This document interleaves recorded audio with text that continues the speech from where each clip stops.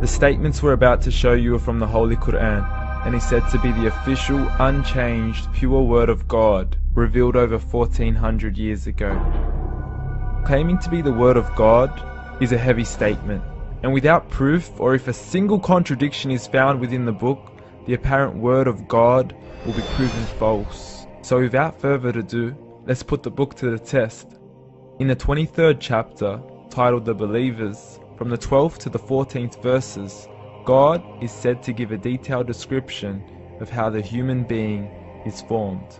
It begins by saying, "We then placed him as a sperm drop in a place of settlement, firmly fixed. Then we made the drop into a alaqa." We will translate this word very soon.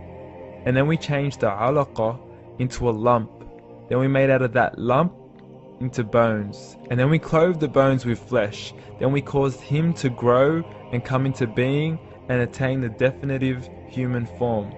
In the 21st century, we can now safely say that this verse is clearly describing the process of human development in correct chronological order. However, what we should be paying attention to in particular is the second stage, referring to the development of the embryo. The specific word used to describe the embryo in this verse is the word alaqa. The word alaqa, when translated into English, can mean three separate things.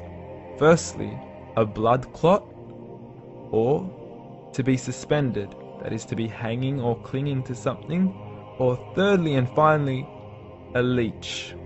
Now, all three definitions don't come anywhere near what we perceive to be the human embryo. So, why are these words used, and what significance do they share with the human embryo?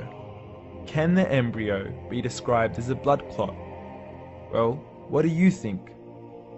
In the third week of embryonic development, a tubular heart joins with the blood vessels to form a primordial cardiovascular system, and by the end of the third week, the blood is circulating and the heart begins to beat on day 21. The first thing that comes to mind in regards to being suspended or hanging is the umbilical cord.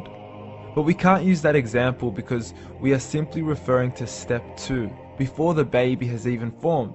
But we now know today that the umbilical cord is formed from the connecting stalk. And the connecting stalk is formed as soon as the embryo is formed. The embryo's connecting stalk has even been described by John Allen and Beverly Kramer as an object to suspend the developing embryo in the extra-embryonic column. So an embryo is suspended and does have a strong resemblance with the blood clot. What on earth would an embryo have to do with a leech? Figure A shows the structure of an embryo at 25 days. Figure B shows a leech. Now please note once again that the embryo in this stage is no greater than the size of a kernel of wheat. This is an X-ray of the embryo at 22 days. This is the internal structure of a leech.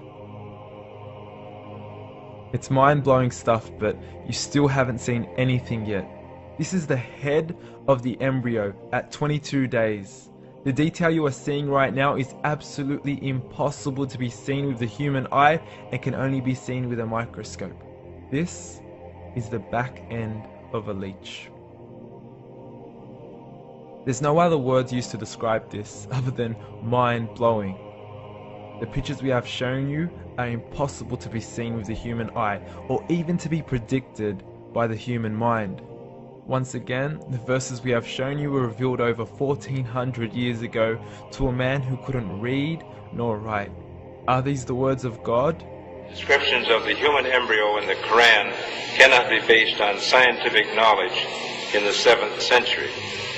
The only reasonable conclusion is that these descriptions were revealed to Muhammad from God, from God, from God, from God, from God.